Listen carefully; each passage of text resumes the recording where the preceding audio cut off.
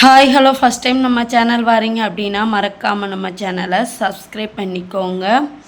நம்ம சேனலில் நிறையா கோல் சேவிங்ஸ் மணி சேவிங்ஸ் வீடியோஸ் கொடுத்துருக்கோம். ஸோ கண்டிப்பாக அவங்க எல்லாருக்குமே ரொம்ப யூஸ்ஃபுல்லாக இருக்கும். மறக்காமல் லைக் பண்ணிவிட்டு சப்ஸ்கிரைப் பண்ணிவிட்டு பாருங்கள் கைஸ்.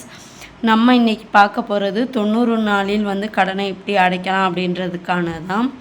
இப்போ பார்த்தோம் அப்படின்னா நமக்கு மாதம் வருமானம் வரும். அதை நம்ம செலவு பண்ணுவோம், கடன் கொடுப்போம், வயிற்றுக்கு பற்றாமல் நம்ம சாப்பிடுவோம். ஸோ நிறையா இருக்குது. அப்படிலாம் பண்ணிவிட்டு கடனுக்காகவே பார்த்தோம் அப்படின்னா வாழ்கிற காலமாயிட்டு நிறையா தேவைகள் இருந்தாலும் விலைவாசி கூட போனாலும் நம்ம சம்பளம் வருமானம் அந்தளவுக்கு கூடுதா அப்படின்னு கேட்டால் கண்டிப்பாக கிடையாது. செலவுகள் 10 மடங்கு கூடுனா சேலரி பார்த்தோம் அப்படின்னா 1% கூடுறதே பெரிய விஷயமா இருக்குது. அப்படி இருக்கிற பட்சத்தில் எப்படா நம்ம இந்த கடன் இல்லாத வாழ்க்கையை வாழும் அப்படின்றது நிறையா பேரோட கனவாக இருக்குது. ஸோ அவங்களுக்கான டிப்ஸ் தான் இது. கண்டிப்பாக பாருங்கள், உங்களுக்கும் யூஸ்ஃபுல்லாக இருக்கும். ஃபஸ்ட்டு பார்த்தோம் அப்படின்னா சேமிப்பை விட கடனுக்கு முக்கியத்துவம். இப்போ நிறையா பேர் நம்ம வீடியோஸில் கூட நம்ம கன்ஃபார்மாக 10ல் 1% சேமிங்க அப்படின்ற மாதிரி சொல்லியிருப்போம். நமக்கு அளவுக்கு அதிகமாக கடன் இருக்கிற பட்சத்தில் சேமிக்கணும் அப்படின்றத விட ஃபஸ்ட்டு அந்த கடன்லேருந்து நம்ம வெளியே வரணும். அதுதான் முக்கியம் கண்டிப்பாக. அதனால் கண்டிப்பாக சேவிங்ஸ்க்கு கடன் இருந்துச்சு அப்படின்னா சேவிங்ஸ்க்கு கொடுக்குற இம்பார்ட்டண்ட்டை விட அந்த கடனை அடைக்கிறதுக்காக நம்ம கூட கொஞ்சம் மெனக்கடணும். அதுபோல் பார்த்தோம் அப்படின்னா செகண்ட் வருமானத்தை அதிகரிக்கணும். இப்போ ஹஸ்பண்ட் வேலைக்கு போவாங்க, அதையே நம்பி பசங்க ஒய்ஃப் அப்படின்னு சொல்லி அவங்க 4 பேர் 5 பேரோட வாழ்வாதாரமே அதில் தான் இருக்கும். இப்போ வீட்டில் இருக்கிற பெண்களாக இருந்தால் ஒரு ஆரி ஒர்க்கோ இல்லை ஒரு தையல் அடிக்கிறதோ ஒரு மசாலா பொடி போட்டு கொடுக்குறதா இருக்கட்டும். இப்போ படித்தவங்க எக்ஸ்ட்ரா ஒரு வேலைக்கு கூட நம்ம போகலாம். இப்போ டீச்சராக ஒர்க் பண்ணுறோம் அப்படின்னா இல்லை நான் ஒரு ஆள் தான் அப்படின்னு நீங்கள் நினச்சிங்க அப்படின்னா ஹஸ்பண்ட் வருமானம் இல்லை நானே தான் உழைச்சி என் பிள்ளைகளை பார்த்துக்கிறேன்னு சிங்கிள் பேரண்ட் அப்படின்னு நீங்கள் நினச்சிட்டிங்கன்னா இப்போது பேங்க் சைடு வேலைக்கு போனோம் அப்படின்னா அந்த பேங்கை பற்றின மற்ற பேங்க்கு எக்ஸாமுக்கு படிக்கிற பசங்களுக்கு சாயந்தரம் நம்ம சொல்லி கொடுக்குறது, இல்லை டீச்சராக போனோன்னா நம்ம டியூஷன் எடுக்கிறது, அப்படி எக்ஸ்ட்ரா ஏதோ ஒன்று நம்மளால் நம்ம டைம் கொடுத்து கூட கொஞ்சம் மெனக்கட்டு எக்ஸ்ட்ரா ஒரு வருமானத்தை நம்ம அதிகரிச்சுக்கிறணும். அது சாதாரணமாக ஆல்ரெடி சொன்ன மாதிரி ஊறுகாய் போடுறதா இருக்கட்டும், நிறையா பேக்கிங்காக இருக்கட்டும். பேக்கிங்லாம் பார்த்தோம் அப்படின்னா நிறையா இன்கம் வரும். நான் ஆல்ரெடி சொல்லியிருப்பேன். எனக்கு தெரிஞ்சு கொஞ்சம் ஈஸியான வேலையாகவும் இருக்குது. அதே போல் வருமானமும் கொஞ்சம் ஜாஸ்தி வருது. ஏன் அதை நான் சொல்கிறேன்னா நான் அதை பார்க்குறேன். ஸோ எனக்கு அதனால நான் அதை உங்களுக்கு சொல்கிறேன். ஏன்னா அதில் அதிகமான லாபம் கிடைக்கும். ஸோ நீங்கள் அதை கூட ட்ரை பண்ணி பார்க்கலாம். அதே போல் எமோஷ்னலாக கடன் வாங்குறத ஃபஸ்ட்டு நம்ம தவிர்க்கணும். எமோஷ்னல் கடன் என்ன அப்படின்னா இப்போது ஒரு ஏரியாவில் இப்போ 4 பசங்க சைக்கிள் வச்சுருக்காங்க. இப்போ நம்ம குழந்தைகிட்ட சைக்கிள் இல்லை.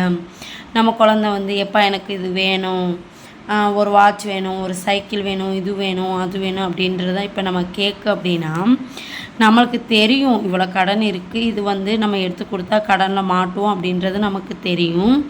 ஆனாலும் நம்ம பசங்க கேட்டுட்டாங்க, நம்ம கடன் வாங்கியாச்சும் செய்யணும் அப்படின்றத கண்டிப்பாக நினைக்காதீங்க. அப்படி எமோஷ்னல் கடனுக்கு வாங்காதீங்க அப்படின்றதையும் நான் கண்டிப்பாக மென்ஷன் பண்ணுவேன். ஏன்னா நிறையா பேர் பண்ணுறது தான். இப்போ நிறைய பேரண்ட்ஸ் பார்த்தோம் அப்படின்னா பசங்க ஸ்கூலில் எங்கள் பேரண்ட்ஸ் பர்த்டே எனக்கு பெருசாக கொண்டாடுறாங்க அப்படின்னு சொன்னால் அதையே நம்ம பசங்க எனக்கு அதே மாதிரி கொண்டாடுங்க அப்படின்னு கேட்குறது. அதுக்கு நம்ம ஐயையோ நம்ம பையன் பொண்ணு ஆசைப்பட்டுட்டு அப்படின்றதுக்காக லட்சக்கணக்கு கடனை வாங்கி செலவழிக்கிறது. ஸோ அதெல்லாம் பெரிய முட்டாள்தனம். ஸோ கண்டிப்பாக அதை பண்ணாதீங்க. காசு இருக்குன்னா பண்ணிக்கலாம், அது பிரச்சனை கிடையாது. கடன் வாங்கி பண்ண வேண்டாம் அப்படின்றது என்னோட இது. அதே போல் தகுதிக்கு மீறிய செலவு இப்போ நான் ஆல்ரெடி சொன்னது போல் தான்.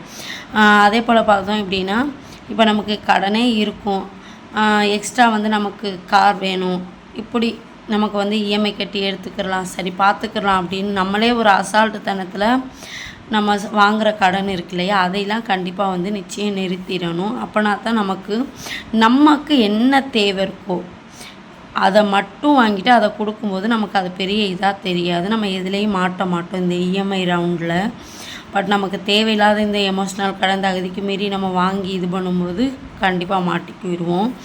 அதே போல் சொல்லை விட செயல் முக்கியம். இப்போ நான் இவ்வளோ டிப்ஸ் சொல்லியிருக்கேன் அப்படின்னா நம்மளுக்கும் இருக்கும் ஆல்ரெடி நம்ம வந்து இதெல்லாம் செய்யணும் அப்படின்றது நம்ம நினப்போம். ஆனால் சொல்லுவோமே தவிர அதை செய்வோமான்னு கேட்டால் கிடையவே கிடையாது. அப்போ நமக்கு வந்து நான் இதை பண்ணணும் அதை பண்ணணும் அப்படின்றத விட கண்டிப்பாக சொல்லை விட செயல் முக்கியன்ற மாதிரி நம்ம வந்து நினைக்கிறது சொல்கிறத விட அதை எப்படி வந்து செயலாக்கலாம் அப்படின்றத யோசித்து செயல்படுத்தணும். அதே போல் ரீபேமெண்ட் வந்து நம்ம பண்ணும்போது பார்த்தோம் அப்படின்னா நிறைய ஃப்ரெண்ட்ஸ்லாம் வந்து பார்த்திங்க அப்படின்னா இப்போ கைமாத்தா வாங்குவாங்க, கொடுக்க மாட்டாங்க. திருப்பி நம்மள்ட்ட கேட்டால் நம்மளுக்கு கொடுக்க மனசு இருக்காது. அதுபோல் நம்மளையுமே இப்போ நிறையா பேர் நினைக்க வாய்ப்புகள் இருக்குது. நம்ம என்ன அப்படின்னா இப்போ வட்டிக்கு இப்போ வாங்கினா ஒரு இடத்துல வட்டிக்கு தான் வாங்கணும், சரியா? இதே நம்ம ஃப்ரெண்ட்ஸ்கிட்டையோ இல்லை வந்து நம்ம யார்கிட்டையோ கரெக்டாக இருக்கும்போது நம்ம அவங்களுக்கு கரெக்டாக ரீபேமெண்ட் பண்ணும்போது அதே மாதிரி அவங்களுக்கு நமக்கு வட்டியில் கடனும் நிறையா கிடைக்கும். நம்பி கொடுப்பாங்க. இவனை நம்பி கொடுத்தா கண்டிப்பாக தந்துடுவான், சரி கொடுக்கலாம், சொன்னமானு இருப்பான் அப்படின்னு நினைக்கிற அளவுக்கு நம்ம வந்து நடந்துக்கிறணும். அதுதான். அதே போல் பார்த்தோம் அப்படின்னா கடனுக்காக சேமித்தல். இப்போ வந்து நம்ம வந்து கோல்டு காயின் சேர்க்குறோம், அது சேர்க்குறோம், இது சேர்க்குறோம், எல்லாரும் எப்படியோ சேர்ப்போம், டூருக்கு சேர்ப்போம். கடனுக்காகவே சேமிக்கணும், அதுதான் வந்து மெயினே. கடனுக்காக இந்த அமௌண்ட்டுப்பா மந்த்லி வந்து நான் இஎம்ஐ இவ்வளோ கட்டுறேன், சாப்பாடு இவ்வளோ போகுது. பட்ஜெட் போடுங்க. முதல்ல நார்மலாகவே பட்ஜெட் போட்டால் தான் எதில் நமக்கு கூட போகுது எதில் குறைய போகுது அப்படின்றதே தெரியும். அது கம்மியான சம்பளமாக இருக்கட்டும், கூடுன சம்பளமாக இருக்கட்டும், கண்டிப்பாக பட்ஜெட் போடுங்க. அது எழுதும்போது ஆமாம் நம்ம தானே கடன் வாங்கியிருக்கோம், நம்ம தான் கெட்ட போகிறோம், இதை எதுக்கு எழுதுவானு அப்படின்னு நம்ம நினப்போம். ஆனால் அதை எழுதும்போது தான் ஆகா இதில் இது கூட போயிருக்கு, இந்த மாதம் இதில் நம்ம அதிகமாக செலவழிச்சிருக்கோம், இதை தவிர்க்கணும் அப்படின்றது தெரியும். கடனுக்காக ஒரு அமௌண்ட்டை கண்டிப்பாக நீங்கள் சேமித்து வச்சு கொடுத்துக்கிட்டே வாங்க. அமௌண்ட்டை வந்து குறைச்சிக்கிட்டே வரும்போது நமக்கு இன்ட்ரெஸ்ட்டும் குறையும், கடனும் ஈஸியாக குறையும். 50,000 1,00,000 நம்ம ஒருத்தவங்கள்ட்ட வட்டி கடன் இருக்குது அப்படின்னா கொடுக்கணும்னு நினப்போம், ஆனால் கொடுக்க முடியாது. மாதம் அதுக்கு மட்டும் வட்டி மட்டும் கட்டிக்கிட்டே இருப்போம். அப்படி இல்லாமல் அதுக்காக மாதம் ஒரு 5,000 ரூபா நம்ம எடுத்து வச்சுக்கிட்டு இருந்தோம் அப்படின்னா மாதம் 5,000 இல்லை 10,000 எடுக்கும்போது ஒரு 5 மாதத்தில் அந்த 50,000 ரூபா கடன் வந்து குறைச்சிடலாம். ஸோ அப்படி வந்து பண்ணுங்கள். அதே போல் தொகையை சேர்த்து கட்டுதல். இப்போ ஒரு ஆளுக்கு வட்டி நம்ம கொடுக்குறோம் அப்படின்னா 5,000 ரூபா நம்ம இப்போ வட்டி கொடுக்குறோம் அப்படின்னா எக்ஸ்ட்ரா வந்து முதல்ல வந்து காசு இருக்கும்போது இந்த இப்போ கடனுக்காக சேமிக்கிறோம் இல்லையா, இப்படி சேமித்து வச்சு எக்ஸ்ட்ரா ஒரு 10,000 ரூபா நம்ம கொடுக்கும்போது அப்போ வந்து வட்டி 5,000 ரூபா போயிடும், முதல் வந்து 10,000 ரூபா போயிடும். அப்போ 40,000 ரூபா தான் இருக்கும். அப்போ 40,000 ரூபாய்க்கும் அங்கிட்டு வந்து வட்டி வந்து கம்மியாகும். இப்படி வந்து சேர்த்து கட்டும்போது நமக்கு ஈஸியாக இருக்கும். அதனால் வந்து கடன் கட்டும்போது எப்போவுமே எவ்வளோ இருக்கோ அதை வந்து தொகையை சேர்த்து கட்டிடுவாங்க. அதே போல் இஎம்ஐ இருந்துச்சு இல்லை வேறு ஏதாச்சும் குழு இருந்துச்சு அப்படின்னா 2 லோனு 3 லோனு இப்படி சேர்த்து வந்து முடிக்க பாருங்கள். ஸோ அப்படி முடிக்கும்போது நமக்கு வந்து ஈஸியாக வந்து கடன் வந்து ஈஸியாக நமக்கு அடைக்கலாம். இது நீங்கள் எப்படி நடந்துக்கிறீங்க அப்படின்றத பொறுத்து தான். 90 நாளாக இருக்கட்டும் இல்லை 1 வருஷமாக இருக்கட்டும், அதிகமான கடனாக இருந்து 2 வருஷமே கூட ஆகட்டும், அது பிரச்சனை கிடையாது.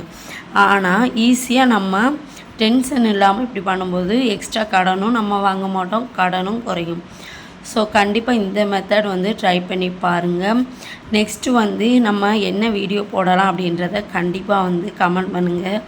ஏன்னா நானும் யோசித்து பார்த்துட்டு எந்த கண்டென்ட்டுமே கிடைக்க மாட்டேங்குது. ஸோ வந்து கண்டிப்பாக நீங்கள் வந்து ஏதாச்சும் உங்களுக்கு ஐடியா இருந்தால் கண்டிப்பாக எனக்கு சொல்லுங்கள். மறக்காமல் நம்ம சேனலை லைக் பண்ணிவிட்டு சப்ஸ்கிரைப் பண்ணிவிட்டு பாருங்கள் காய்ஸ்.